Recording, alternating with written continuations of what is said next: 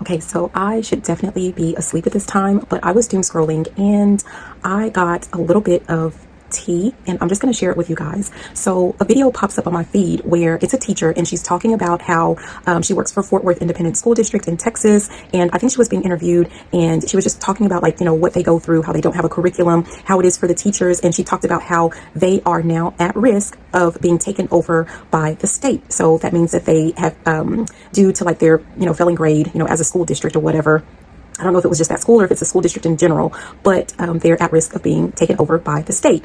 And so I know it might sound really bad, but I just thought the first thought that popped in my head was karma, finally, because, and don't judge me, but like the way that they treated me was, I feel like this is actually like exactly what they deserve. So I actually was a principal for 1 year in Fort Worth Independent School District, and the way that they treated me, I feel like what they're going through now is very much so well deserved, because I was actually a really great principal and they had an opportunity to, you know, grow or be headed in the right direction. Not to say that I would have done something single-handedly, but when you get a good principal, when you get a good employee, when you get, you know, a good person on your team, what you're meant to do is to try to keep them. But instead, they actually did whatever they could to make my life a living hell. And it wasn't even originally their fight. And so I'm going to get into that because it was actually something that had carried over from the district that I had left them for, which was Dallas Independent School District. And I'm going to get to that. Well, actually, maybe I need to start there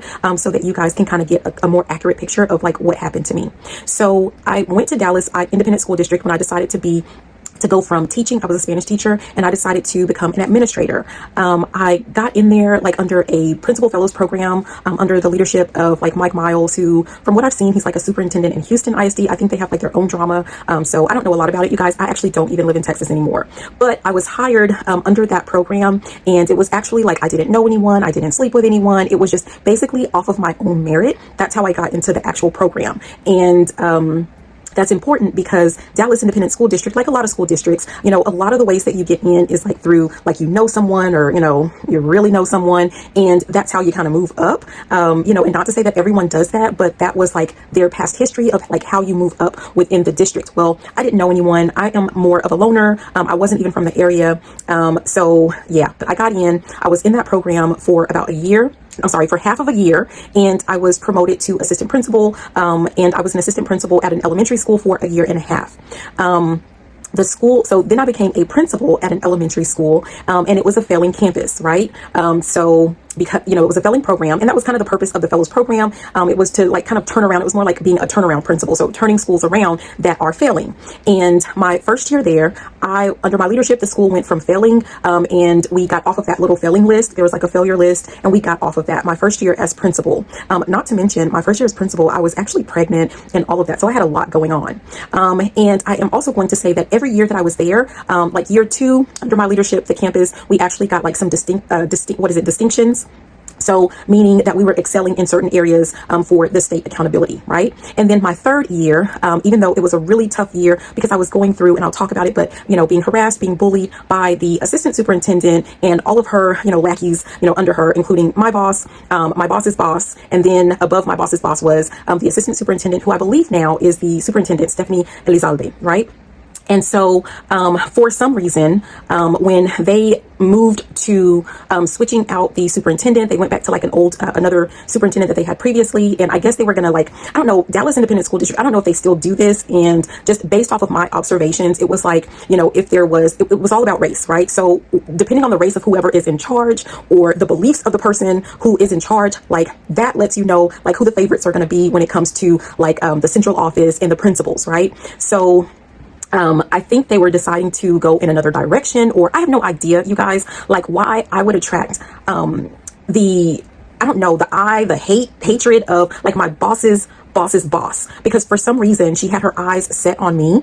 And, you know, it started out to where she tried to have my boss, you know, like start to bully and harass me and document me, you know, out of the job. Well, she couldn't get it done. So then she sent not my boss, but my boss's boss. And, I guess he was trying to, help her through or walk her through or talk her through, how to like bully, harass, put me under so much stress that I guess I would quit, or that, they could document me out. It didn't work with him. And then I guess Stephanie Elizalde decided that she would be the woman for the job. And so she started to harass me directly as well.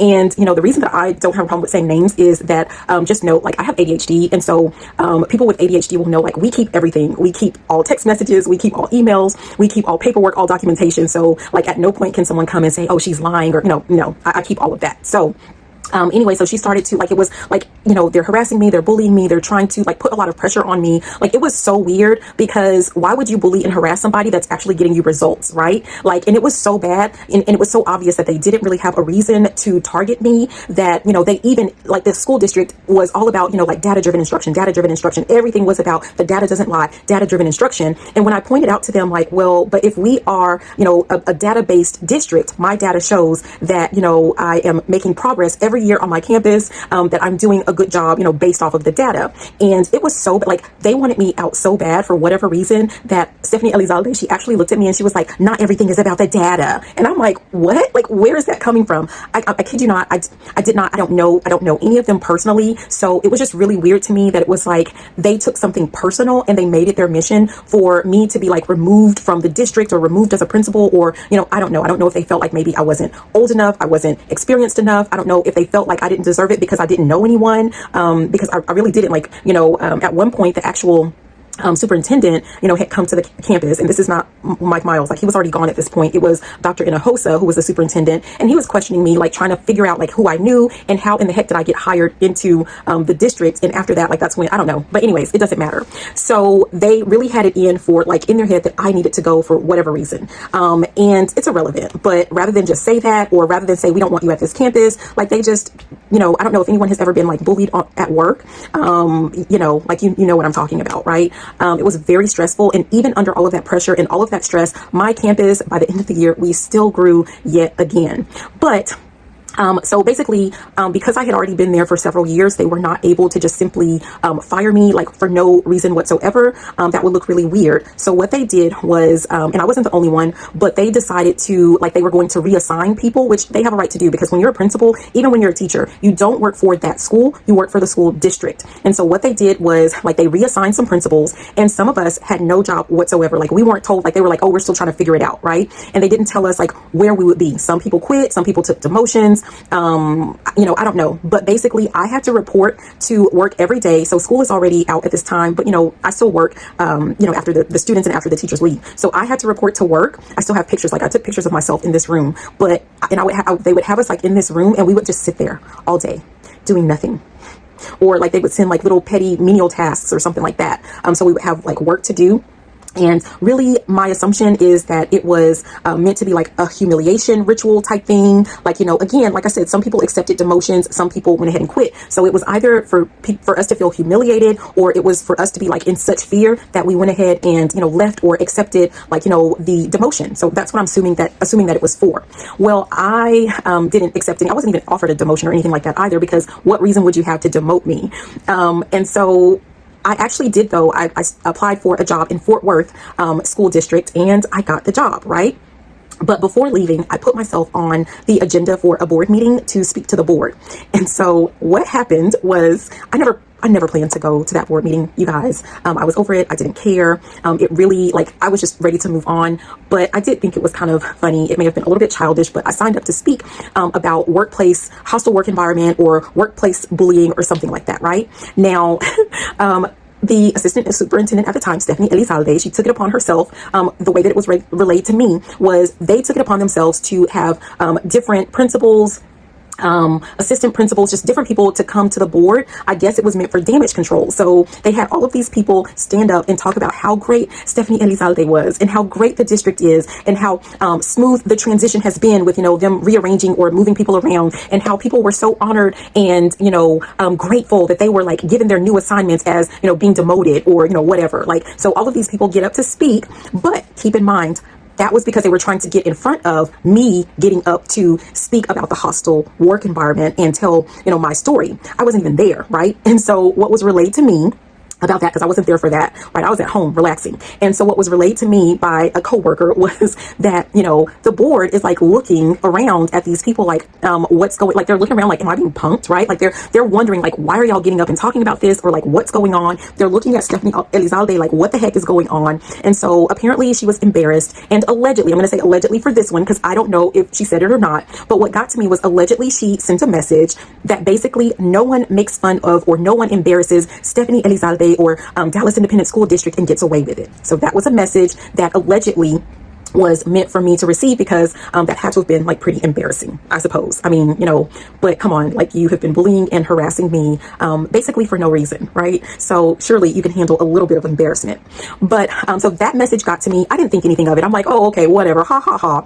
And I get to the new school district, which was awesome because when I worked in Dallas, it took me, it would take me an hour or sometimes more to get to work because of the flow of traffic. Well, because of where I lived, when I went to Fort Worth Independent School District, I didn't really have to deal with traffic.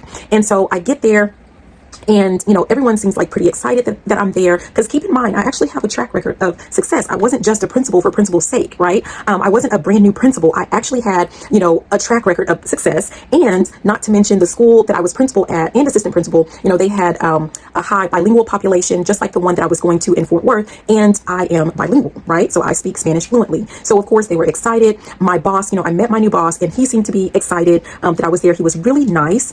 In the beginning, like everyone was like super nice. And then, but of course they were trying to hire, I already had my boss, but they were hiring or they were replacing his boss. Like they had moved some things around. And so they had just named, or they were about to name his boss. Well, lo and behold, his boss, so my boss's boss turns out to be someone from Dallas Independent School District who worked under Stephanie Elizalde.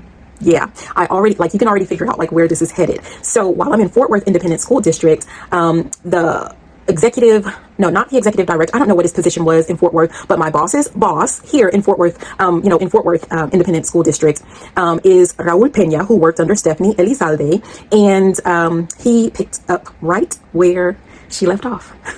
Now, the problem is, or the difference is, in Dallas, I had several years of being in the district. So again, you kind of want to have like just cause for getting rid of someone, and they didn't have it. Well, because I moved to Fort Worth School District, and it was my first year there as a principal. When it's your first year, you're probationary, and they don't have to necessarily have a reason. Like they don't have to have cause. They can just feel like, nope, it's in the best interest of the district. We don't want you back, right?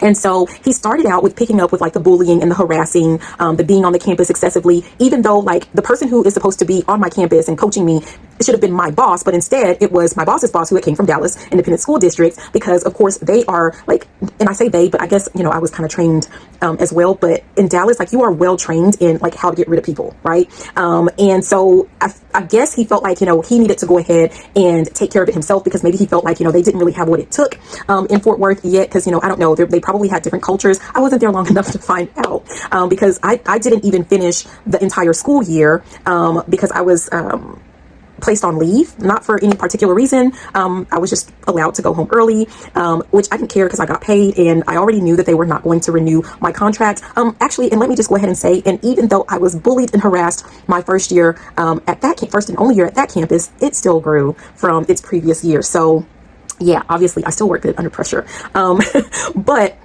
so he picked up where they left off. He didn't really have, I think he finally figured out like, you know what, I don't have to do all of this because it's her first year. I don't have to really have any cause to get rid of her. And so he went ahead and stopped. But let me tell you, like when I complained to like the superintendent, when I, tried to reach out for assistance, and even in Dallas, like I reported them to like EEOC or so, like I reported them for what they were doing. Crickets, didn't hear anything back about that. And then in Fort Worth, I didn't hear anything from the superintendent, because here's the thing, like they don't care. Like they're all in on like when people are doing things that they don't really have any business, the higher ups, like they're all on the same page, or they back each other up, or they support each other. Because if I were the superintendent, right, I have a principal that comes in, and I know that our district needs to improve, right, before it gets to the point to where there's a possibility of the state having to come in and take over. Like if I have a potential, like a good principal or someone with potential in my district, there's no way in heck you're going to be harassing them, bothering them, trying to fire them, right? But I don't know what they have going on behind the scenes, because I never got to that point. And so anyways, I didn't quit, even though at one point I had to go to a meeting and there was someone in central office and he asked me hypothetically, right? He was like, well, I think it was a lawyer. And he was like, what would happen, or what would you say, or what would you do if you were offered another position in the district but not principal? And so, wink, wink, hint, hint, because they all knew it was wrong. And that's the thing, like they all knew what was happening to me was wrong. It was not okay. And I didn't deserve it. And so they have like this department, I forget what it's called, but it's kind of like, cultural, like they do cultural trainings and sensitivity and, whatever. But I don't remember what the name of the department was, because that was many years ago for me, about five years ago or so for me.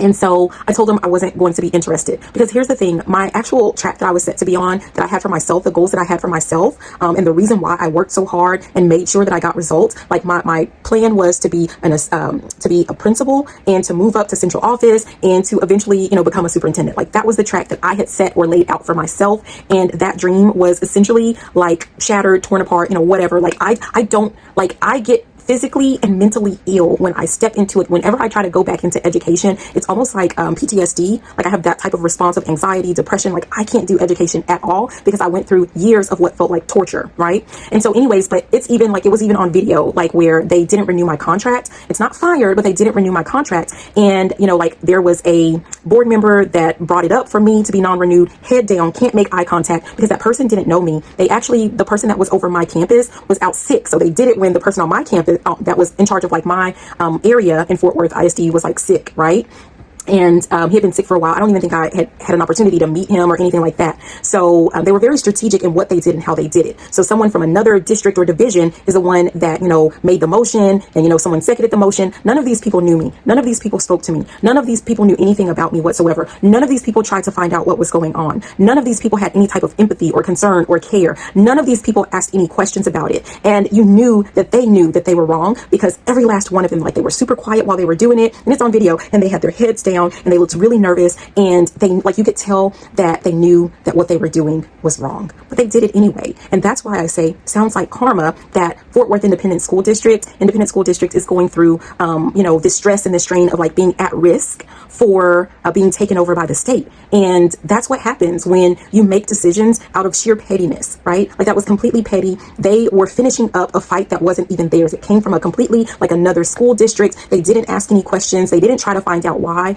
They just, went along with it anyway. And so whatever, not the teachers, not the students, obviously they don't deserve anything, but anybody that was like with the superintendent of Fort Worth ISD, and anyone else that was like involved or knew about it, because sometimes you don't have to like put your hands in something to deserve what comes to you. Sometimes you can just be quiet, like you can know about it, and you allow things to happen anyway. You don't speak up, you don't speak out for people. And so that's why I say, like, whatever is going on with them, they deserve it. Because again, I'm telling you, it was like being tortured every single day at Fort Worth Independent School District, as well as in Dallas Independent School District. And, it might sound a little mean, but I can't wait to hear what happens next when it comes to the current superintendent of Dallas Independent School District and each and everyone that was involved with harassing and bullying me, just because they could, just because they felt like it. So that's my story, and I'm sticking to it. But thanks for listening to me ramble on. I love you guys. Have a beautiful and fantabulous rest of your day. Bye now. Mwah.